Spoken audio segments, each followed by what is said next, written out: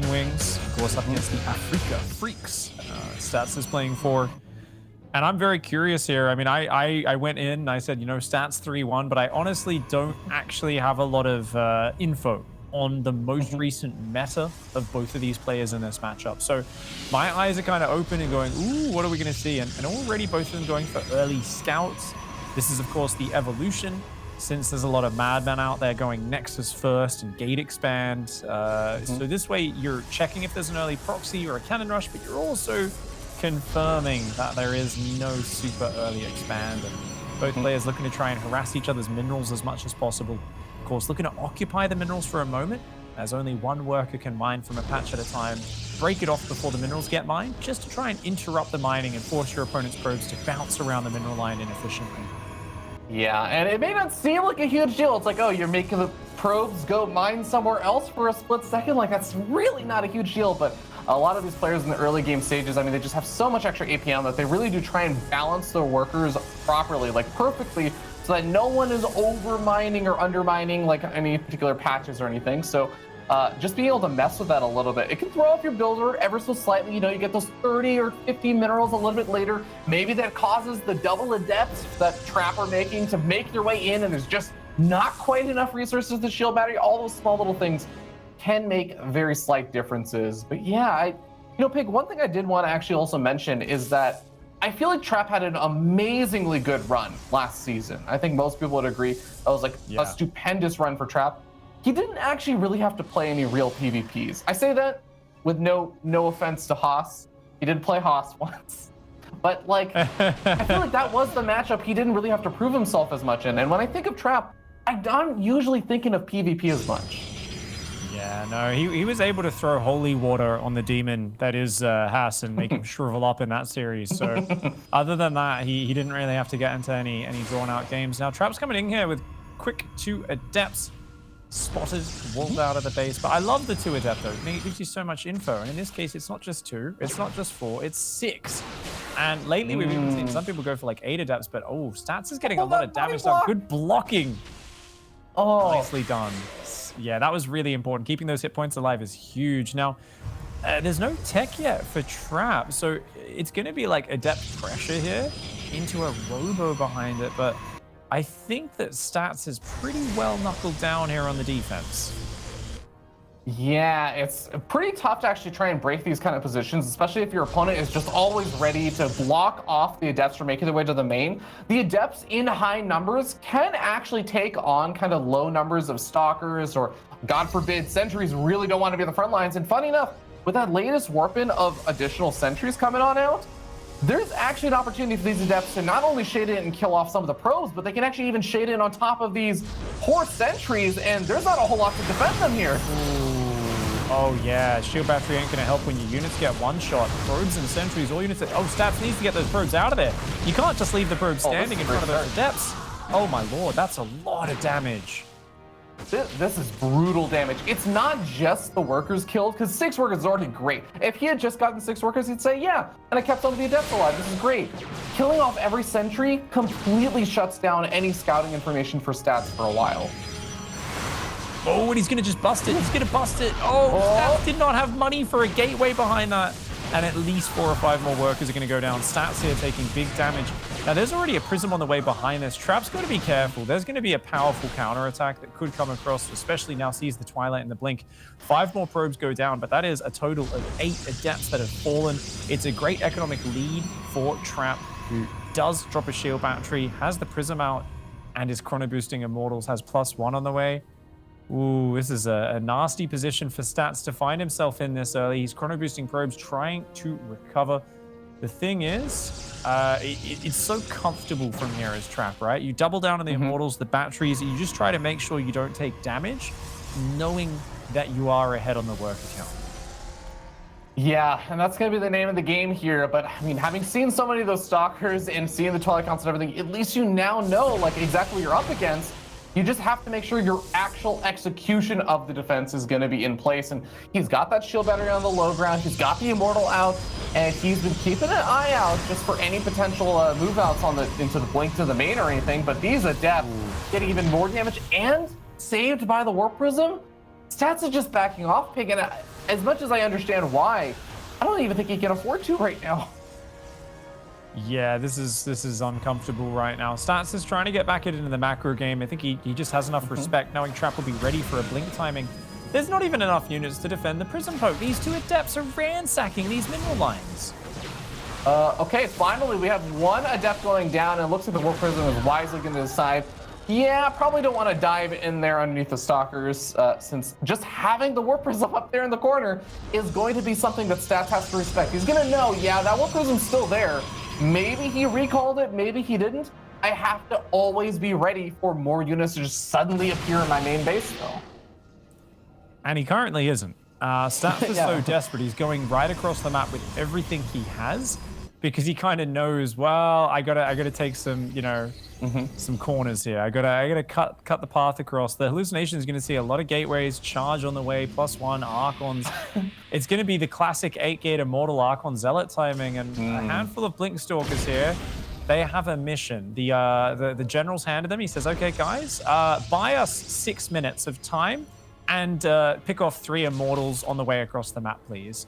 The Stalkers read those orders, go, are you kidding? Are you kidding, sir? I don't know if we can achieve all of that. Yeah, to put this in reality, Pig, I'm pretty sure if just the 3 Immortals fight those Stalkers, I think the Immortals actually win that. I think if you take all the other units out there for Trap, there's a chance that those Stalkers still don't win that fight. So this is a big ask, and he's been able to buy maybe an extra 5-6 seconds of time. This is buying a little bit more, and he is keeping these Stalkers alive. Might even be able to come in actually from behind as well. Oh, gotta be careful not to lose too many Stalkers to these Immortals.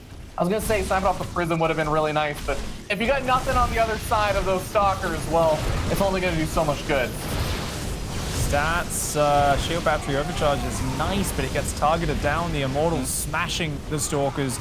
The Zealots and the Archons more than a match for just a handful of Stalkers and Immortals. A nice blink for Stats. He's going to take out the Prism, but too far behind from too early.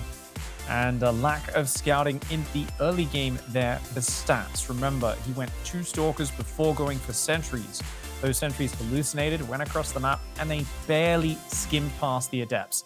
He said, cool, there's nothing coming across the map. Let's move my Sentries and Probes to the low ground at the exact moment that the Adepts shaded in. And very unfortunate for Stats there, not realizing that Trap was doubling down on that Adept pressure. Just massive opening damage, and from there it was smooth sailing for Trap.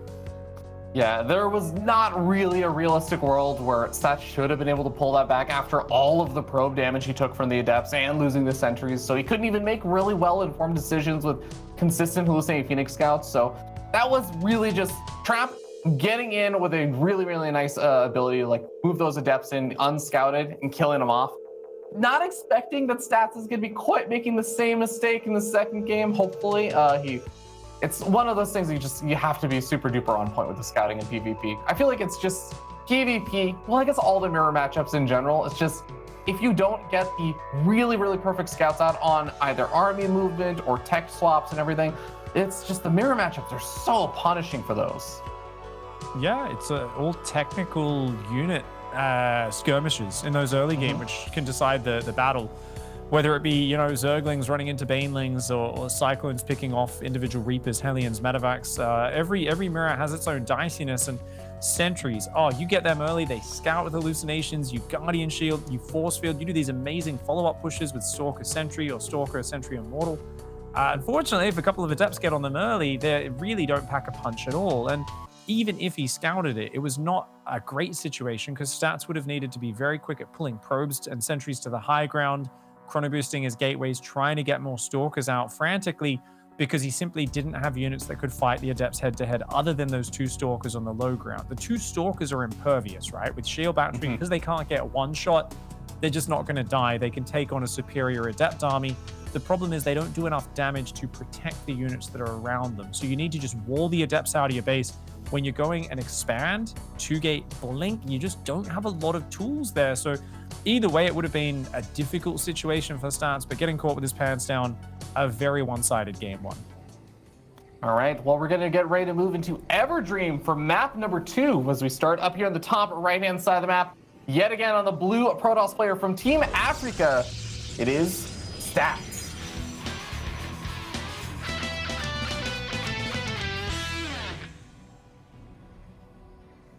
And down here in the bottom left-hand side, representing Jin Air Green Wings and coming into his own in the last couple of years of his career. He's been a player for a long time.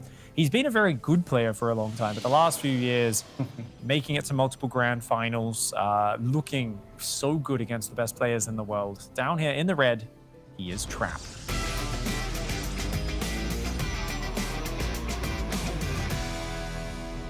And Trap going for that low ground wall off you were talking about in that last game, where a lot of pros players have been trying to do these kind of earlier low ground wall offs so they can get a faster expansion up, because you know, usually the big concern in PvP in the early stage of the game is, well, if you open up double adept or something, I have to have a wall off ready. I have to be able to prevent those adepts from making their way forward, or if there's stalker pressure or something. And, yeah, Trap's not blocking the expand. Trap, you've got to block the expand. Oh, Trap with a slow response there. Doesn't block it. Meanwhile, Stats 100% will pylon block this. Stats, you've got to pylon block that. Yeah. This is a huge advantage for Stats. Trap's super slow on the uptake there. You know, he came in, saw one gateway, and patrolled next to it. And that's not what you do. You've got to block the Nexus. This was meant to be both players blocking each other's Nexus and then forcing each other down, you know, an awkward route with a delayed expand. Now, Trap finds himself way behind in this situation, taking a second gas super late, is building a Zealot to try and clear up that pylon, but all advantages go to Stats with this. Difficult situation when your Nexus is going to be that much later, but you were basically building your build order around this to try and actually take that faster Nexus. So the Zealot, usually not going to be made into PvP, but just because of this necessity, now he's going to be kind of stuck with it, and probably not going to find a lot of value with it, to be honest, until much later stages of the game. So Robo goes down here for Trap, and I wonder if we're going to see a Nexus, or do we just see a few gateways and some sort of all-in attack as the follow-up? It's only one gate for Stats. Stalker's out. We're going to start shutting down the scouting. And how many probes does Stats go up to, I wonder? I feel like you want to at least go to like 27, 28 minimum. But it's all about, can you scout what the opponent's up to? Stats is looking for proxy Stargates or anything like that. Trap, on the other hand, is just going to take that delayed expand. And with the second Adept, it looks like he's going to rely on that Warp Prism Adept poking again. Well, the Adept is going to be able to make its way into the main base, which usually you're going to say, like, you need 2 Adepts to make some damage happen, but there's no shield battery or anything. You can still find a little bit, but oh, that Adept takes a lot of damage immediately. Gets one worker. It's going to have to back off and no longer can actually one-shot the workers now that he only has one Adept left. Yeah. I think this other Adept can still join up with the Prism, and even on just one gate, Trap can warp in a second Adept to create that killer combo. And there's something about just a Prism getting across the map super quick and surprising with 2 Adepts in the main that can be deadly to deal with. Now, Stats! Oh, he's still only on one gate, and he's going double shield battery. That's not great for Stats. You really want to get up some tech, some infrastructure, but Stats is just in the dark about what's going on. He's very unsure what's happening. Building a pylon on the front, interestingly enough, and I really worry just about the lack of infrastructure for Stats.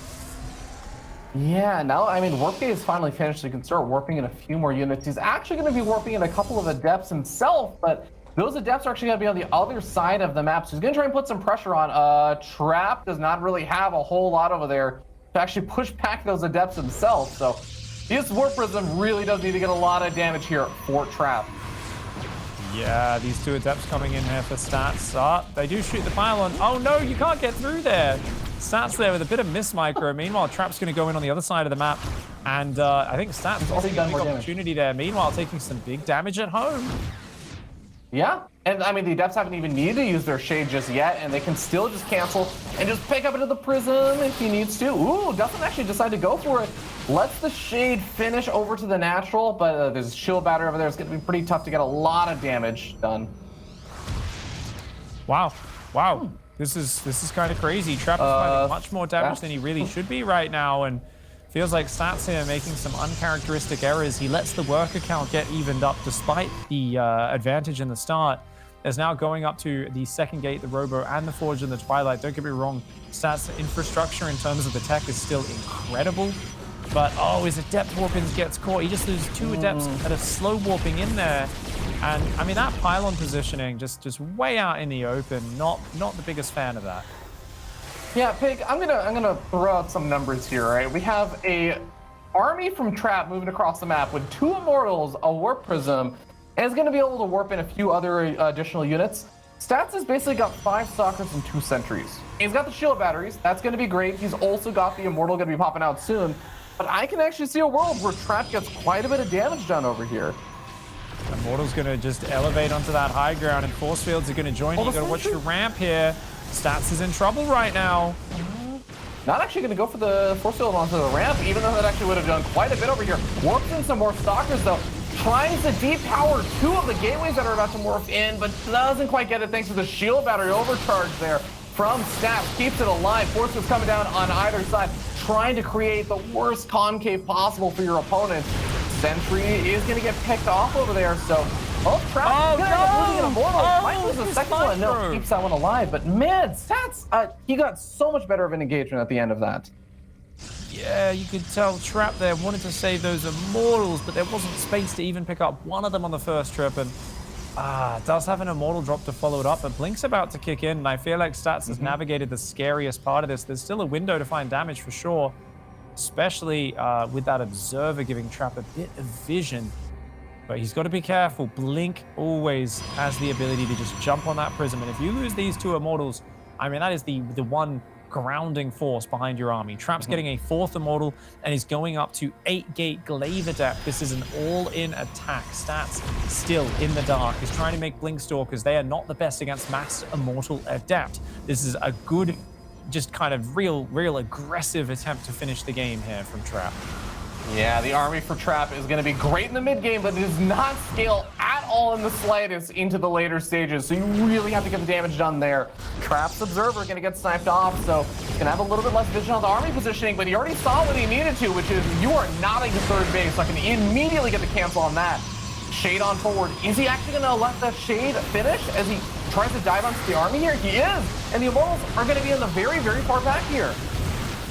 A few Adepts do go down, though. That's going to be a bit of an awkward trade here for Trap, and I feel like the Stalker count has really proliferated for Stats. Blinks forward, it takes out an Immortal. There's still 3 more Immortals behind that, though. Good micro by Trap. He keeps saving the weak ones. The shield battery overcharge is massive. Is it going to be enough against that Immortal firepower? Trap loses a second Immortal here. The batteries are just doing a wonder, not to mention that cannon up front. The Adepts are going to try and find some follow-up damage to take, the advantage here. Trap does let that Shade finish, but he's losing all of his Immortals and Stalkers. The probes are pulled back. Stats here handling this very well.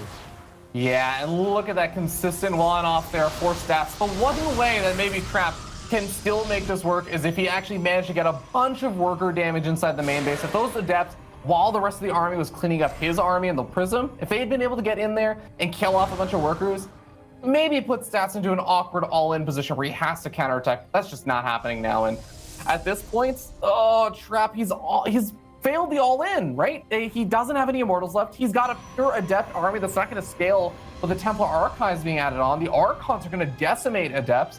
How in the world does Trap pull this back? Yeah, Trap's army is a little bit outdated. They're still using muskets at the moment. That's the Glaive Adepts, right? It's like, okay, I got muskets, and Stats is like, yeah, we've got fully automatic, modern day firepower here. This is not a fair match for these Adepts. The Adepts are going to try and go past and hit the economy, but you know what? The Stalkers find them.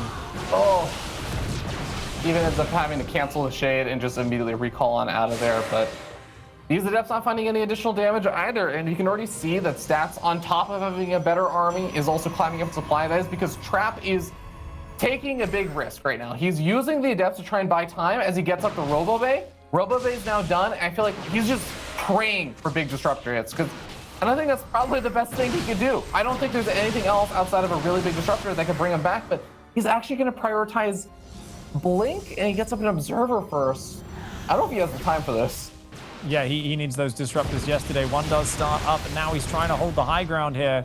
But I think Stats has seen that army and how small it is, and is not scared in the slightest. That is 20 Blink Stalkers, 3 Immortals, not to mention Force Field on your ramp, buddy. Those Stalkers going to be able to blink up to the high ground, and that Robo with the Disruptor building on it is going to be very exposed. Yeah, I'm pretty sure that Disruptor was the one lifeline there.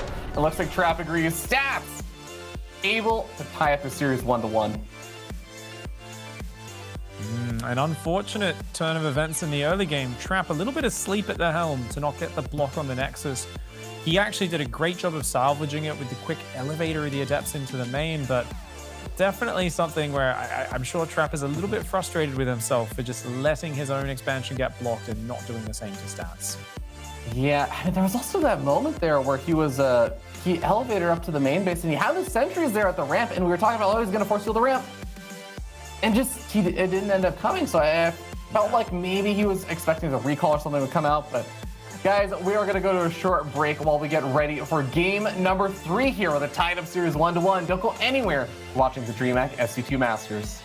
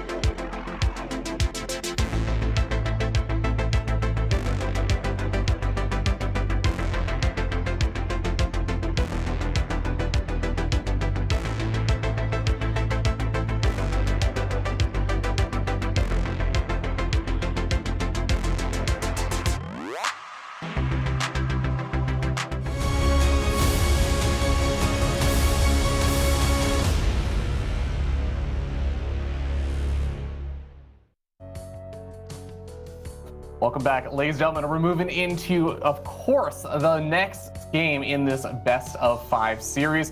Tied up series 1-1, and that does bring us into an interesting spot here, Pig, where I feel like both of these players have now had a pretty dominating game. Yeah, definitely. I think the first one very one-sided. As you were pointing out just when we were chatting over the break, though, maybe Trap got a bit over-eager in that last game, trying to focus the pylon down. Yeah, that I really do think like it's an easy thing to say and to speculate and be like, oh, you know, if he just got the force field off on the ramp and just like not gone after the pylon that was getting shield battery overcharged, if he had gone for anything else there, probably could have won that. But at the same time, it's like, you know, there's still always the recall into the main base that can change things. Like, I guess it still is a complicated issue, but Yeah, that pylon did not go down, Pig, and that really hurt. That did hurt a lot. Well, I guess I'm really keen to see how this one progresses, partially because Stats is known as one of the best Protoss players in Korea, so consistent for all of Legacy of the Void, championships, so many finals, and especially so many top fours. But he's also known as the player with by far the lowest MMR out of those top performing players. Like on the ladder, they're all like, oh no, he has like noob MMR. Like all the guys who like are lucky to make round of 32 in GSL, they're like they've got higher MMR than Stats. But he goes to LAN and he has like plus 500 skill rating, performs so goddamn well there. Can he bring that same level up in performance here to an online version of the DreamHack Masters? Let's see, up here in the top right-hand side, representing the Africa Freaks, he is Stats.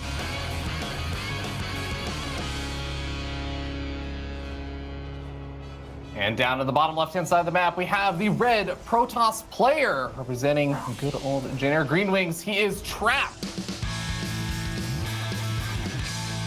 I love what you were talking about also, Pig, because I feel like, you know, there's this idea in like a lot of sports psychology called like the pressure principle, which is depending on how you use it, pressure can make you play like 20% better or 20% worse.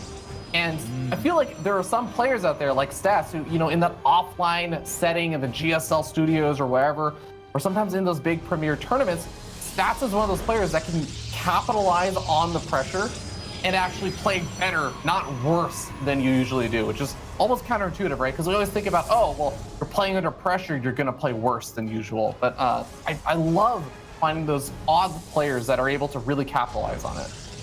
Yeah, we often call that kind of championship caliber. We call it a lot of different things.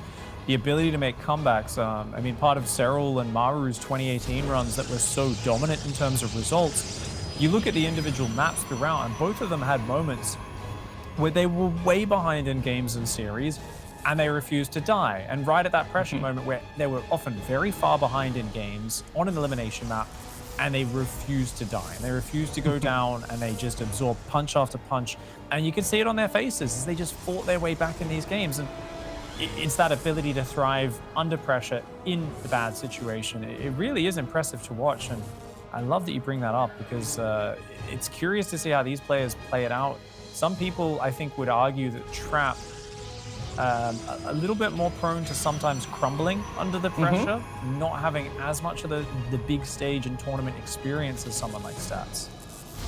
No, absolutely. I couldn't agree more. And it really is a lot of the reason why we've seen Trap get a lot of very deep runs. And yes, of course, Trap has won a tournament or two here and there, but like, Trap is one of those players that I think, especially if you're following Gemini on Twitter, it's like, oh, he's been actually a really promising player for a while, but hasn't been able to turn it into long-term results over the course of like a long format tournament where he has to beat a lot of different players. Eventually that pressure seems like it sometimes gets to him, but I feel like he's been improving at that a lot. And this is going to be another really big opportunity for him. Now, do you have a little bit of that Stalker micro? Looks like he gets more or less evened out Stalker damage on both of those. Stats is going to have to be the one that backs on off, especially with the reinforcements coming. But it's going to be a Stargate for both players coming on out. Holy mirrored builds, Fear Dragon. Almost identical in all regards. Stats just built 2 workers extra early. So I think that gives him a nice advantage in the opening. Obviously, there is the scout, though, for Trap. So Trap's going to now have the information, knowing what he's up against, whereas Stats, on the other hand, does not know about the Stargate. So he's going to be committing to an Oracle and maybe even a second one against Phoenix for Trap, who's going to be super well prepared. Now, Phoenix counters Oracle? No, it used to counter Oracle, right? It used to be a light unit. The Oracle is now armored. If you don't find the Oracle, if you don't happen to spot it with a probe as it flies over it on the map, then your Phoenix can't actually shut it down. Even if you've got 2 or 3 Phoenix, if you don't spot it till it hits the mineral line and you don't have a shield battery, it can kill several workers. If there's 2 Oracles that manage to thread the needle, it can cause you a lot of problems. I love this army movement here from Stats where he sees, okay, well, the probe scouted out my Oracle. So of course, if he's gonna go up to that top left-hand side, so Stats actually takes a dive somewhat diagonally back through the center of the map, hits in from the bottom right. And this is actually where Trap is not entirely prepared, but does actually manage to catch, 3 probes in the stasis trap. Is not entirely the damage you're looking for, but it's definitely more than I thought he would get with that. Yeah, with it being spotted so early, that's not bad at all. And both players jumping straight into the blink and chrono boosting those probes like mad. It's such a rush up to the economy, and I think we're going to get to see that Blink Stalker war, which we haven't really seen yet. Both players just kind of backing off the early aggression. And what do we often see with this? Well, we see quicker thirds than we've ever used to see in this matchup in the recent meta. We often see Disruptors or Blink Dark Templar coming in. Sometimes one player just adds a few Charge-Lit Archon and just goes. But sometimes we also see 57 Blink Stalkers versus 56 Blink Stalkers, and it's like, it's crazy because there's so much micro, there's so much flexibility with how they engage, and it can drag into these giant macro games. Pig, I'm not gonna lie. Like, of course, yes, TVZ, unbelievably beautiful matchup. You know what my favorite unit composition to watch in all of StarCraft 2 is? It's actually just pure Blink Stalker micro versus pure Blink Stalker micro. I think it is so unbelievably fun to just watch players basically say, like, look, army compositions, of course, going to be important and everything. Positioning of your army is going to be important, but this is ultimately coming down to who has better micro, who just has better control of their army with one of the most microable units in the game, and I'm super excited to see where things are going, to the point where I'm dropping my pen. Whoops. I thought you said pants for a second there, and I was like, what? Oh, pen, right. No, that comes after the broadcast. I was like, okay, what? Robo is there, +1, Blink. Yeah, this is so mirrored right now. 48 probes. At one point, you'd think they'd diverge, and it's like, yeah, Stats has 1 worker ahead. Oh, wait, no. 2 seconds later, Stats catches up. Like, it's going to be a real close match, and you're going to get your wish, Robbie. Just mass Stalkers versus mass Stalkers, and okay, now we see a divergence in that. Stats is going up for the Robo Bay. Meanwhile, Charge for Trap. So I kind of prefer the momentum of the Charge these days with how good everyone's got with the micro, but Stasis Trap's coming down as well for Stats. So he's going to be a little bit more of a defensive, slow composition. Trap, I think, is going to look to be very aggressive off of this. Yeah, which definitely suits, I feel like, a lot of their personality and play styles a lot of the time. So we'll see how quickly Trap is going to be able to hit Stats, because it's going to be a lot about also how many of those, I assume, Disruptors are going to be coming on out, since, you're seeing a lot of Blink Stalkers from your opponent. I'm not sure if he's really going to be thinking about the Colossus, try and get out a defense against the Zealots. But, every so often you see a crazy Protoss player that says, no, Colossus are great in PvP. And then, Pig, I'm not going to lie, I see most of them die almost immediately. Hey, Colossus do have they're one of the best turtle defensive units, Robbie. Yeah. Yeah, if they get surrounded or they're out in the open field, they're terrible compared to Zealots and Archons. No, Trap, watch out, Trap. Ooh, Stasis Traps here could be big. Now, both players scouted everything. So they saw exactly what's going on. Now, Stats comes back through, and it's going to see the second Robo and the Robo base. So Stats is aware that Trap is not doubling down on this Charge Lot Stalker attack. Like, yeah, he's pressuring. Yes, he's looking for openings. He's trying to exert himself. I think Trap should be going for the quicker 4th base behind this map control. But it's going to become a Disruptor War, and that's very cool. I think Disruptor War is one of my favorite styles of Protoss versus Protoss, personally. The Blink Stalker is okay, but when you see those Disruptors just throwing those giant Purification Novas at each other, that gets me super excited. Oh yeah, it's a treat to watch, very stressful to play. But yeah, the funny thing is, I feel like Stats was maybe just trying to give as much respect to this attack as possible. So he, even as the Robotics Bay finished, he still waited like an extra 15, 20, almost 30 seconds before he started his first Disruptors. So even though you would think at Stats, he got his Robo Bay a lot faster, so he should have just way more Disruptors. He's actually only going to be up about 1, maybe like 1.5 Disruptors. So, of course, being on the defensive, that also means your Disruptors are actually popping out near the army engagements. But we'll see if Trap is actually going to commit to any of this right now. Interestingly, neither player has gone Dark Templar yet, but they've both got cannons and batteries, at least at some of their bases. Ooh, great snipe there from Stats. Trap blinks forward, grabs a Stalker, and immediately goes, no, back out. This is way too dangerous. And the Disruptor's going to come forward for Trap.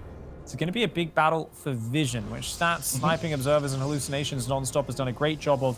They're both going to fort bases a second forwards on the way for Stats. So Stats realizing that often Disruptor wars, you can't really engage into each other. And there's going to always devolve into these massive Zealot counterattacks and DTs fighting each other. If you can get a few armor upgrades in Zealot versus Zealot, it is so powerful. Oh yeah, absolutely. It can definitely help out quite a bit. Zealot finding a couple of these disruptors. Ooh, maybe gonna try and make a move forward, but all of those stalkers are tagged by the Revelation, so not gonna be able to make a whole lot happen over there. Instead, Trap is just relying on the hallucinating Phoenix Scouts to keep an eye out on where the army is. Another Revelation tag and does snag him. Like Roddy says, you know, just unbelievable skill there with the Revelation tags.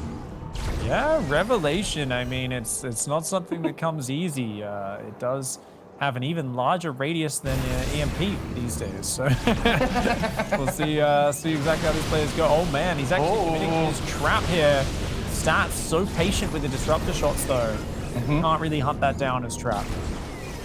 Yeah, Stats is having a hard time pushing into just those empty disruptors. They don't have any army there though because there are just so many of them. Now Zealot Run By is going to try and make its way up over here, but look at how many Zealots are actually already there for Stats. Only uses half of them and is still able to push that back. Now those disruptors for Trap. Ooh. Gonna be lagging a bit further behind. Oh god, this is always so stressful to watch. Actually, I take it back. It's stressful for both viewers and also players. Yeah, I'd like to see a disruptor flank here from Trap. I really want to see him like split a disruptor off and come around the right or something like that. Because he doesn't have a lot of space to work with. That's what Stats is doing so well. Stats isn't even really committing too hard to this pressure, but he's keeping Trap pinned back with so little room to work with that it puts a lot of pressure on the APM and attention of Trap to always be looking in the correct area. And does get one of his disruptors clipped off there. He's gonna have to work to spread those out if he doesn't want to risk this. Both of them so clumped with their disruptors does mean mistakes will be punished a lot harder. But the Stargate transitions are on the way slightly, just marginally quicker for Trap. And already starting fire upgrades of both of them, but Blink DTs have been added in by Trap. They have not been added in by Stats. Stats not caring to play the DT game. It's gonna be much more defensively focused. Yeah, he does finally add on the Dark Shrine, so maybe he's going to add them in a little bit later, but there is a big caveat with the whole Blink TT harass, and that is very, very gas expensive. So if you're trying to do things like add on 4 Stargates and go into carriers, you cannot afford to just have the Blink DTs just all get sniped off without getting a lot of damage done. You actually are committed to either keeping them alive to hit again later, or to getting damage done. It's not like a Zealot Run By where like, oh, that didn't work out so well. It kind of sucks, but whatever, I'll move on. You really do need to have some value come out of them. So we'll see how Trap is going to be able to utilize them as he makes that transition. That's a lesson that Estrella learnt the hard way when 27 Dark Templar blinked on top of Lurkers 6 times in a row in that series versus Scarlet in the NA finals. There was a few moments where it worked brilliantly, and just as many where we saw 4,000 minerals and gas just disappear in the blink of an eye.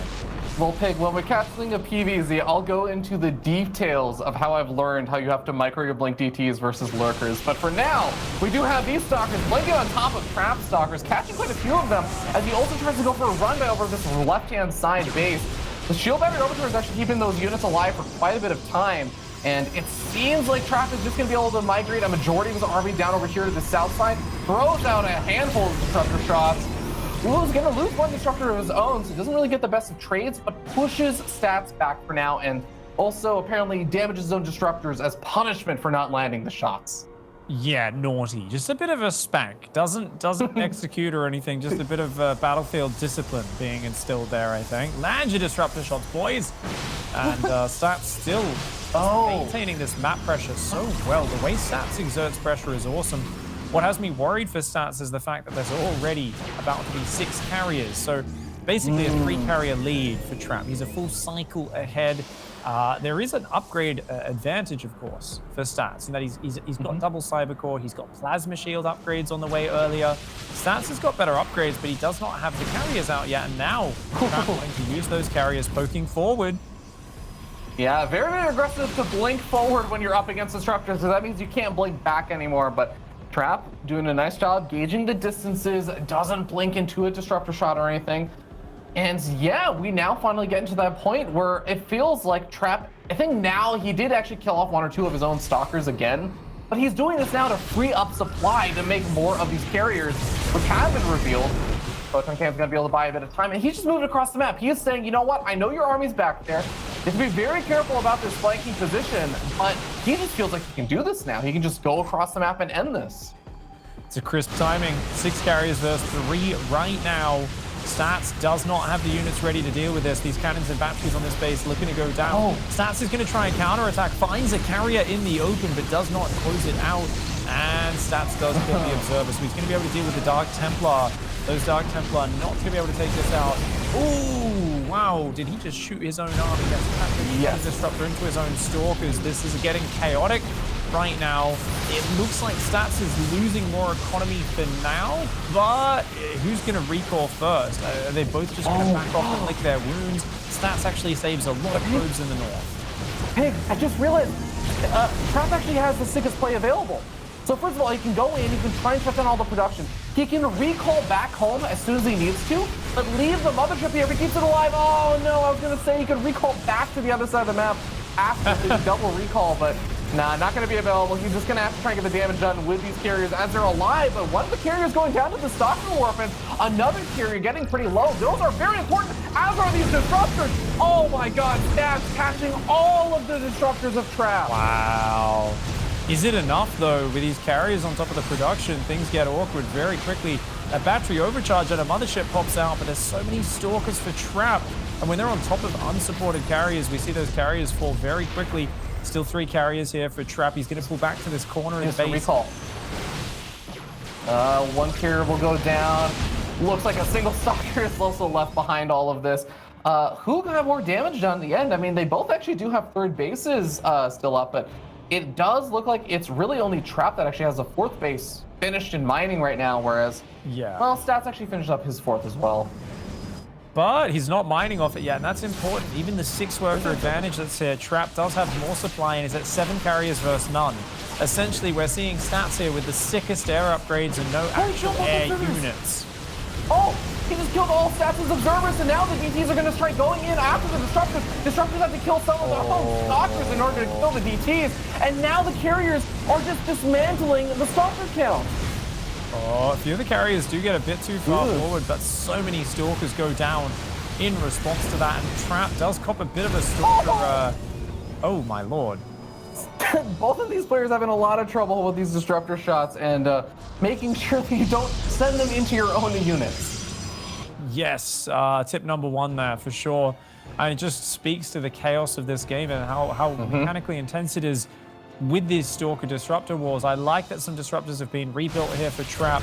So important. If those Stalkers blink on your carriers, you're going to punish that with the Disruption Novas. So cannons on the south trying to defend this base. Stats needs to find some damage. Stalkers on the other side find the Archons as well. I mean, this is about to get wild once more. Lots of probes going down on that base.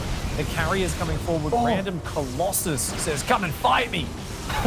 The Colossus is definitely an interesting choice. I do want to note, yet again, the Observer gets sniped off over there. So these DTs, yet again, going to be able to start doing a lot more damage. And now the Stalkers that were doing that ambush attack over on the 4th base, well, they managed to snipe off 1 or 2 of the Disruptors, but it looks like, wow, the base actually might survive here, but for how long it looks like. Yeah, these carriers are here. The DTs causing so many issues. It's so difficult. These DTs keep attacking. The Observers keep getting sniped.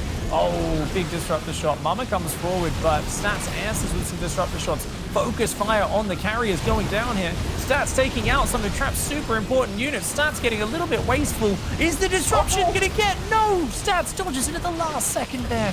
Absolutely wildfires. He loses 2 more observers. That's, I think, okay, he still has 4 observers somewhere out on the map. I think he's just basically been focusing on producing observers over anything else, but he actually needs that now to deal with the mothership, because now he has to blink in on top of the mothership. Goes for a Disruptor shot, doesn't manage to hit any of the Stalkers as they do manage to blink on out of there. Looks like DTs are also getting sniped off now. That base at the bottom right-hand side, it barely managed to survive with 91 hit points left over. This is madness right now, down to just 31 probes. But yes, as you pointed out, it has survived. Stats is quickly trying to reproduce workers right now. He's on just Stalker Disruptor. Remember, these Stalkers of Stats have 3/2/2 upgrades against just 3 and +1 plasma shields for Trap. So a bit better upgrades in the Stalker versus Stalker, and at this point it is just Stalker, Disruptor versus Stalker, Disruptor. There is still DTs and Zealots coming in here for Trap, but he is outnumbered in the Stalker count a little bit. Oh, a big Disruptor shot evens the odds. Yeah, and like you said, those upgrades really paying off over here for Stats. As you can see, he's still able to power through, but reinforcers are going to be arriving. Disruptor takes a lot of shots. It does end up falling, and Stats is making progress here. He is pushing Trap further and further back. This base looks like it's unlikely to get up, but Stats actually just might be looking for a little bit more of a kill move. I don't think he'll be able to find it, but maybe Stats is actually going to be able to find a bit more damage here than I thought. Yeah, the Zealots and the DTs aren't doing anything for Trap right now. He started committing to counter-attack units, whereas Stats just doubled down on the fight at the front. And it's really paid off for him. He's done some great damage. He's managed to probe up his fourth a little bit, not a huge amount. Obviously, that tail end of that fight does go very well for Trap, but Where's the Observer? It's still a very close game. The Disruptors are nice, but in these small fights of super mobile units, the Disruptors are like a little bonus thing. They don't actually win you the fights, unless your opponent makes a big mistake. And now Stats is actually sending his own DT across the map. There are cannons just about everywhere, though, so I hope that DT of Stats doesn't overcommit. Yeah, Trap is finally making his first own Observer himself, though, so he's really just going to have to rely on Disruptor shots or something to deal with his DTs. The DT can just hug the Stalkers and guarantee that his Disruptors cannot get good shots off. The DT going to be able to snipe off some Disruptors, sniping off the probes over at the top left-hand base. Stats, who's been down in supply for a lot, is finally looking a little bit stronger here, but still needs to make the defense happen over in the bottom right.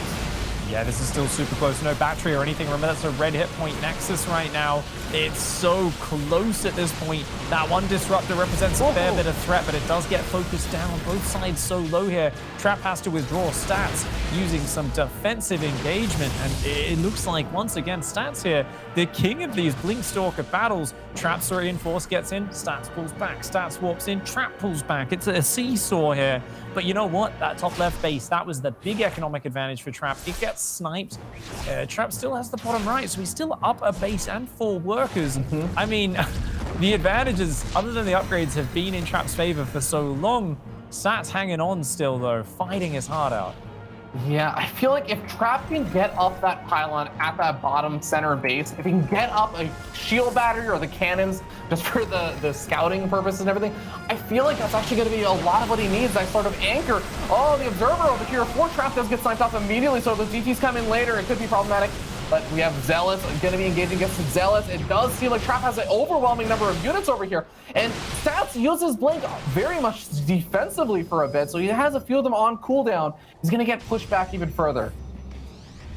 The DT of Stats needs to find this bottom center base to equalize the economy. He's got it coming in, but there's an Observer that's found it. The Zealots have as well.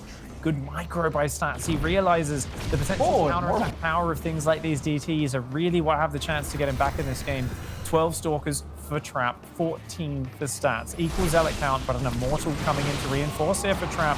This game is neck and neck, and 2 Observer snipes there for Stats. Nicely done, but he does not actually have any DTs to capitalize. Yeah, well, he's at least going to be able to keep his own Observers alive now for a little bit, as there's one DT there for Trap, and Trap is actually giving chase to these Stalkers. Remember, every single time charge is used, they're able to guarantee get some damage done on those Stalkers, so quite a few of them just end up falling there. And now we have a situation where it's 6 Stalkers left over here for Stats, 9 Stalkers, with a couple of Immortals left over there for Trap. I wasn't quite sure why Stats was so far behind. I just realized that actually his third has no minerals left. His natural and are completely mined out. So Stats really is on 1 base mining up against 2 here, and that's a massive difference. So, you know, Trap here, yes, the DT chases off the probes, does diminish his income, but it's temporary. Trap has been mining so much more for the last few minutes, and Stats putting on a great fight after being way outnumbered in the skies. But in the end of it, Trap just, he holds on, holds firm. A few dicey moments here, but Trap comes out the victor. Absolutely, really awesome game there as Trap takes that 2-1 lead in this best of 5 series. And that does bring us to a game number 4. But man, I really feel like you actually hit the nail on the head there. It felt like actually micro-wise in the individual army engagements, Stats was kind of doing a lot better with a lot of the trades there. of course, there was a bit of the upgrades that you were talking about before as well, but it really felt like just individual micro units. Stats was taking a bit of edges, but Trap was getting really nice positional plays there. He was finding these little angles. He was able to do the strategic decisions and the plays and unit composition alterations and try and take advantages in that in all of those fights. Yeah, absolutely. I think we saw Stats so much more preparation for the late game as to his style. The second Forge, the second Cybernetics core, awesome upgrades. But the thing is, it was Trap who was much more timing oriented. Early on, he went for more Stalkers, he got the Charge Zealots, and he was maintaining pressure. He went to the Disruptors a bit later. But then when he went Carriers, it was like 3 carriers straight to 6, Mothership, bam, go across the map. You know, it felt like Stats was treading water and trying to feel his way through the game, whereas Trap, a bit more decisive and clearly building towards these moments where he was exerting the advantages that he had. And I think moving across the map and ignoring the fact that Stats Army was on his side of the map was a very important call to take advantage of that carrier advantage. If he waited a few more minutes, that carrier count equalized. Stats advantage in the upgrades was going to make a massive difference. Yeah, I think it's also worth noting that just the way that the game ended up after 15 or 16 minutes, and it was basically just all of the engagements in that bottom right-hand side for the most part. Trap actually still had some of those bases that were up toward the top left-hand side, and he had a lot more bases he could expand to in that bottom right-hand direction, as basically he was using his forward nexus as defensive fronts where he could reinforce and warp in from and everything. And just the way the layout of the map was, Stats didn't really have that, and Stats didn't really try and attempt to retake any of those northern bases. I can understand why, it's very difficult to defend those bases when they're so far out there and you're dealing with all these Zealot run-bys or DT harass and everything. But I do wonder if maybe that would have given him the economic, I don't even want to say edge, the economic equality there to try and pull that last game back, because it was so close. Yeah, it's a weird situation. Like you pointed out, with that base on the bottom, it's where's the next base in front of that? It's so far beyond it, beyond the watchtower, or it's in the opposite side of the map. How do you defend both of those extremes? It's a tough ask, and that is part of the architecture of Ice and Chrome that really differentiates how you choose where and when to expand. But we are going on to a very different map, a little bit of a drier map here, as you can see. It's a bit sandy and so on. It's got some cactuses, some weird Zerg Baneling eggs all over the place, and definitely gives us a lot of action in this matchup. Up here in the top right-hand side, representing Jin Air Green Wings in the red, he is Trap.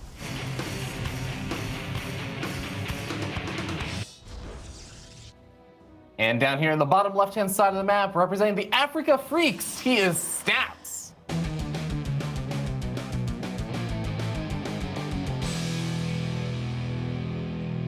Getting freaky in that last game. Almost pulls his way back into it with some Stalker skirmishes. So nice early scout for Stats here. Looks like he may be opting for that quick expand, whilst Trap looks like a much more normal opening so far. It's just going for the double gas, sending his own probe scout out, but a bit later.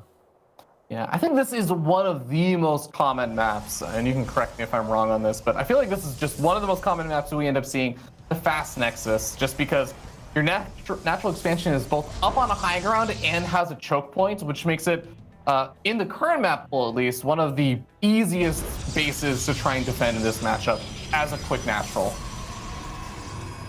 Trap doesn't even need to see the expansion. He sees the probe on his side of the map, and he's like, I'm going to build a pylon here, and I'm going to make Void Ray Shield Battery, and I'm going to kill you with it. Trap, I mean, that's what's in my mind, because I would like to see, you know, Silver League make its way here into the season finals of DreamHack Masters, but there are some nasty proxies you can do. He's just going to go through to his face. Yeah. Oh my gosh. I know, that's what I was like, the probe is just hailing him. How is he going to build a Stargate? He's like, well, I'll just do it anyways. What's he going to do about it? Zealot gets started immediately. Oh, that's an interesting reaction, because normally you would expect there's not going to be anything coming out until an Adept or a Stalker or something. And at that point, you'll also have your own unit moving across the map. With this situation, it's awkward, because now you actually have the Zealot that's going to be able to depower the pylon earlier. You have to invest into another pylon a little bit faster. Wait, he's not building another pylon. Oh, no, sorry. He has a second pylon. Never mind. All right, we're good. We're good. Hey. Trap's probe, though, bullies back one of the probes of Stats. He's got his own Adept. It's a bit slow to shade across the map. Trap is messing up that micro just a tiny bit. The first Void Ray is building, but the Zealot Stalker Probe getting so much damage done here. He can wall in. He can wall in the Zealot. Position. No, never mind. I guess with the shield battery dying. Yeah, okay, well, this is very, very awkward start right now for Trap, because not only is he taking a lot of damage on the Adept, but he actually doesn't have any more probes over here. Even if the Void Ray pops, what shield battery energy is really going to keep this Void Ray alive? Yeah, the Void Ray here trying to fight the Stalkers, but the Stalker's just going to volley it down. Prismatic alignment, though, is pretty good. It does need to pull back now, though, to preserve its shields. The Adept here doing a pretty good job against the probes. And the second Void Ray is almost out. Going to complete the alpha of Chad Rays there. Another Gateway does go down on the front here for Trap. Uh-oh. Stats does not have a lot of production, remember. His second Gateway is only just about to finish. He's actually full walled to stop the Adept getting in, but that means he's trapped on the outside of his base. Oh, this actually is so awkward now because he's going to lose one of the Stalkers. He's going to lose the second Stalker, and actually the Void Ray with Prismatic Alignment, I think, could have taken the third one. But the last Void Ray, yeah,